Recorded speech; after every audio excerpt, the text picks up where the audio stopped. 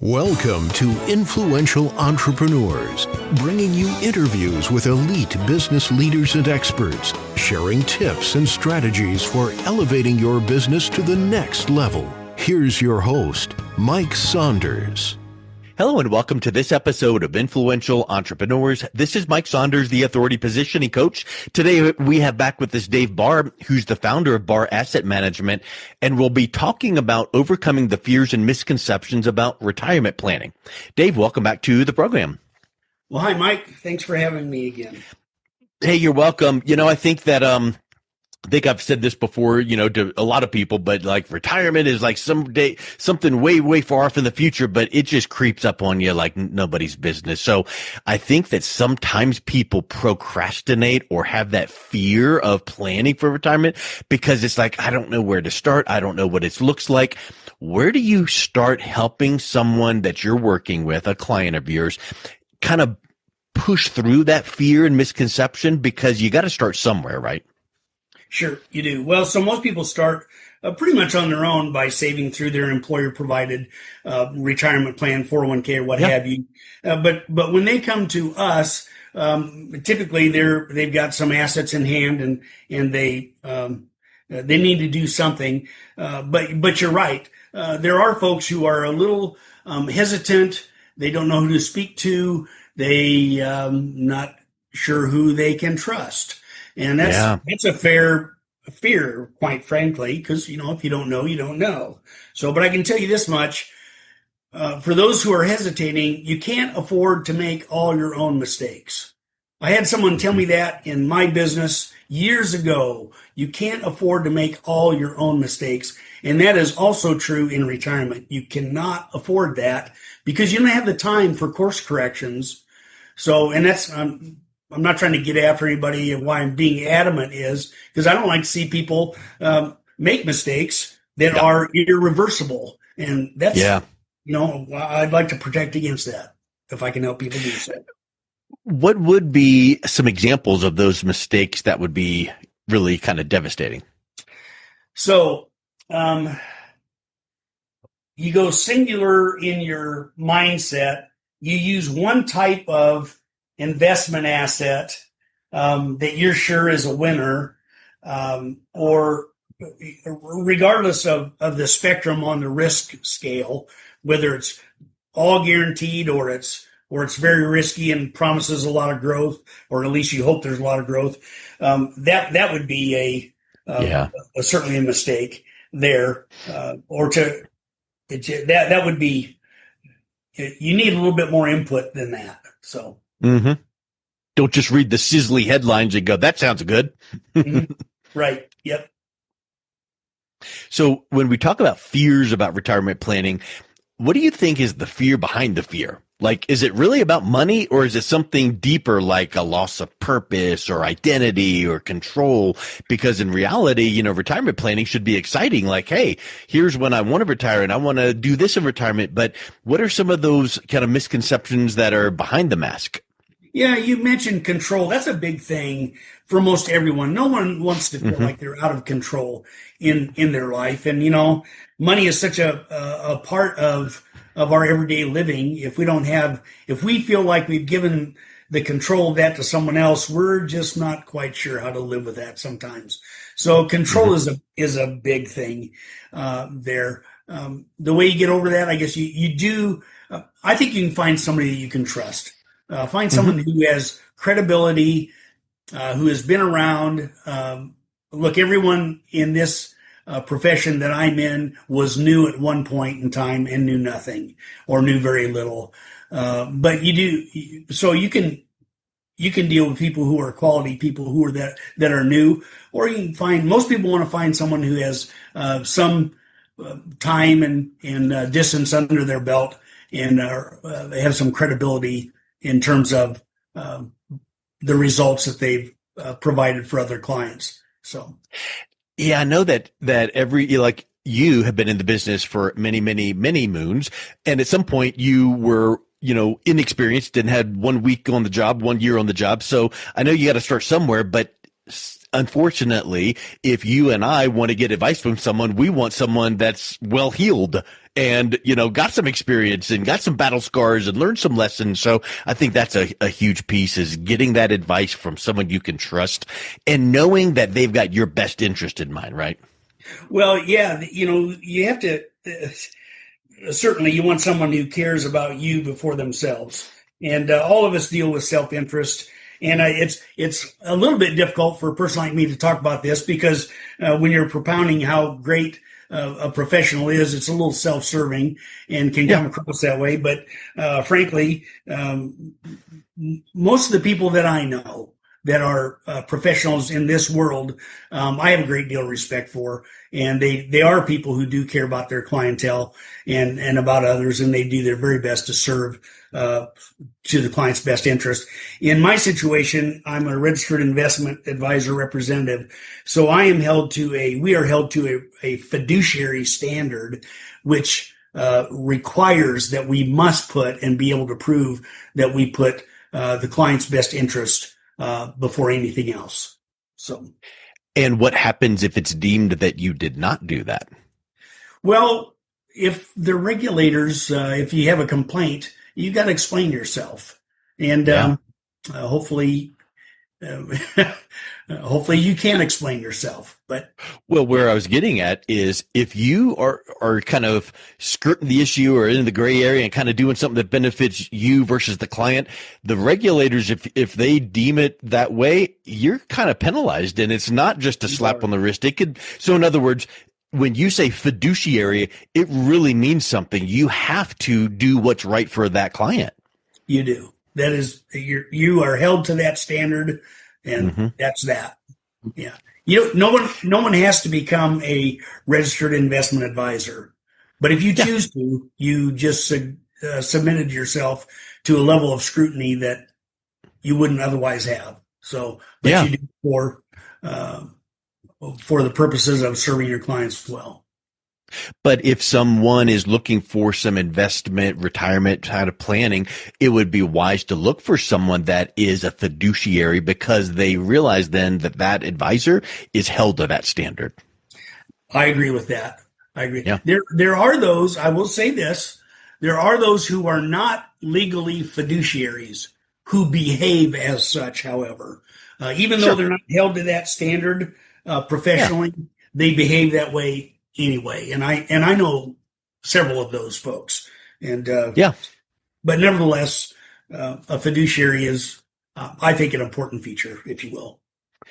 You were mentioning purpose, and it reminded me of something that I heard, a statistic, and I don't know whether you know numbers or just generalities, but isn't it true that statistically, if someone retires, they could die sooner because their purpose, their goals, their, meaning for, moving on, all of a sudden things change so much. So it would be incumbent on someone to go, hey, I'm retiring, but I'm going to start doing this woodworking project. I'm going to start this nonprofit. I'm going to start volunteering. So that purpose really does tie in so much into our retirement planning. And I think that could be one of those, like fears behind the fear, kind of the mask thing, because it's like, what do I do? I'm, when someone goes, what do you do for a living? And you say, I'm a whatever, boy, that's your identity. Right. Everyone wants to feel significant. Everyone needs to be needed. And it is true. You do hear the stories of a person that retires in a year and a half, they're gone. Now, is that the rule? No, it's not the rule. Yeah. And yet, people do need to have purpose beyond their work. And for many people, they don't even realize it themselves. Their purpose was their job position, the professional position that they occupied during 30, 40 years of their life. And that gave them fulfillment. It gave them meaning, that sort of thing. Even if they said, I didn't even like my job that well, still, they were needed. And everyone needs that. So having a plan going into retirement that goes beyond the money. The money allows you, however, to pursue purpose. So yeah. Yeah, because your purpose might be like, oh man, I want to go start an orphanage down in wherever. You need a buck or two for that. So they Sure. play together. Exactly. So what do you think? We're talking about, the misconceptions about retirement planning. How do you address the myth that retirement planning is only for the wealthy? Well, regardless of the amount of money that you have, Yeah. whether you are wealthy or you have very moderate means, you still have to manage that well because you still have a life to live, and Hmm. there are expenses there. So sure, it's retirement planning is for everyone. I would say, except for perhaps the very poor who are subsidized for just about everything they do, but that's not the Hmm. audience that we're Yeah. speaking to today. So yeah, it's not just for the wealthy, so at all. And a lot of times people think, yeah, but it might not be for the wealthy, but it still is going to have some high fees or high cost. What do you explain in that scenario? So you can pay fees for plans. I would tell you this, that in my profession, in my career, that while I can charge fees for plans, and I have in the past, it's been rare because candidly, when people come to us for advice on what to do with my money in retirement, that means we set up strategies for them, do placements for them, and we are compensated by the institutions that we deal with. Hmm. I mean, the money's got to go somewhere, of course. It has to go somewhere. So when we place that money in a certain position, we're compensated by the institution. The money doesn't come out of, or in many cases, I should say, the money does not come out as a commission to Hmm. us from the individual's deposit. Now, in some cases, there may be a fee attached to it, but people are they're advised of that and know full well what Yeah. costs are before we ever consummate that sort of a placement. Yeah. That's a good point because I Yeah. think a lot So, of so the times fees are it's, not large, is what I'm trying to say. yeah. If there are Yeah. any, it's not confiscatory. Yeah, exactly. So, again, let's keep going down the path of, hey, if there's a fear, let's address it, identify it, and blast through it.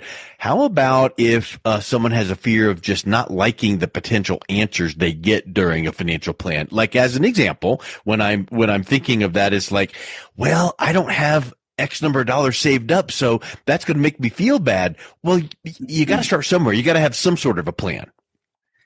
Yeah, I don't think there's not a minimum in that regard. There's not a minimum amount of money that you need to have. In Hmm. fairness, most people come to us with a certain amount. It's typically something north of 150,000 dollars. But that's just what most people come to. You come to us with any amount of money, we're happy to speak with you. And so I don't know if I'm answering your question, Mike, but at least I hope I am. So Yeah, I think that a lot of times people see the Facebook ads and it's like, what you can do with a trillion gazillion dollars. And it's like, yeah, I'd never get there. But whatever you do have, that's what you have. And put a good plan into place. And, he who is faithful with little will be given much. So be faithful with that little, whatever that is, but sure. have a good plan and be wise with it. Can you think of a story of a client that kind of maybe had some fears or misconceptions about retirement and then you kind of helped shape some of their ideas and that really helped clarify and have some breakthroughs for them? Well, I'll tell you something that comes to mind. And this is a story that I heard from another professional early in my career. So this gentleman that told this story to me was probably about my age now. But he said the office in which he worked, where he was working and doing financial plans for clients, an elderly man came into the office with just a few $1,000s. I don't remember the amount. It wasn't a lot of money. And he came in and he bought he wanted the money placed into what he called a life annuity. And a life annuity is something that produces income for the individual that they cannot outlive. And it was just a few Yeah. $1,000s, maybe 10 or something like that. It was years ago. And it produced a very moderate monthly sum to him for the rest of his life. And after they got done putting that together, my colleague, my older colleague at the time, said, I asked him, I said, this is not very much money and it doesn't produce a lot of income for you. Why are you bothering with this at all? And he said, let me tell you something, young man. At my age, it's the assurance, not the amount of income that matters, but it's the assurance of it. The assurance. Yeah. Yes. Peace of mind. Right. Yeah. And so that gave him peace of mind. He didn't have very much, but apparently he was educated enough, this elderly gentleman was, to know that there was something that where he could place his money, that he could never run out of income no matter how long he lived. So. Yeah, that's great. Have you ever had someone that kind of had a fear, or maybe even a little bit of a hiccup in their plan, and it turned out to be a blessing in disguise? Like maybe it prompted them to do something smarter or more intentional in their plan or whatnot. Well, that's a good question. I don't know if I can think of someone like that just offhand. But it probably comes up like in your annual reviews where you might be hearing in a conversation in an annual review, someone just brings something up, and then you're listening through the lens of, oh, you said you've got a new granddaughter that was just born. Hey, well, let's go ahead and think about whatever the case is. So maybe it wouldn't be like a big issue or a blow up, but sometimes I think that when you are working with a client, you're listening for things that could have some impact on them positively or negatively. And just in a conversation in the review, they're bringing things up and you're making some recommendations that way. Well, in actuality, in thinking about it, the type of things that come up are every now and again is that someone will come in for a review and they'll say, you know what, our mother passed away and we actually have a little bit of an inheritance. So they have a little bit of money that they weren't expecting, or maybe it's a good sum of money that they were expecting. But that's something new that arises. Those are things that are helpful if you have a course correction you need to overcome, but of course you can't count on those things. So. Yeah, and that's a great point, because just in conversation, hey, how's things been going with you? And they bring that up, you're thinking immediately, okay, I'm sorry for your loss, but also let's talk about that inheritance. Let's make sure that you're not going to be impacted negatively tax-wise. Let's put it in the best possible place for you. Do you need to, handle it this way? So I think that those are the kind of things that, you from that outside perspective, you're listening for some good education that you're able to help them with. And so I think that when clients are educated and understand things, it really helps them to overcome those fears about and misconceptions about retirement. Yeah, we try to educate folks so that they'll be able to do some of their own planning for themselves. Frankly, people are smart when they come to us. Yeah. They're not like they know nothing. They're smart and they know how to discern certain things, how they define their needs and so forth. So they don't rely completely on us, but we're there with the ideas that will make sense for them. Yes. Awesome, Dave. Well, listen, it's been really great chatting with you again. And if someone is listening to this thinking, help me to help clarify some of these things that I'm trying to make goals and process for retirement, what's the best way that they can learn more and then also reach out and connect with you? Well, we would welcome them to visit our website at Retire with BAM, B-A-M, for Barr Asset Management, retirewithbam.com. We have a contact page there. You can read our story and see the various services that we provide, but that would be the best way for them to contact us, and our phone number is there as well. So, excellent. Well, thank you, Dave. It's really been a pleasure chatting with you again. Mike, thanks for having me. Enjoyed it. You've been listening to Influential Entrepreneurs with Mike Saunders. To learn more about the resources mentioned on today's show or listen to past episodes, visit www.influentialentrepreneurssradio.com.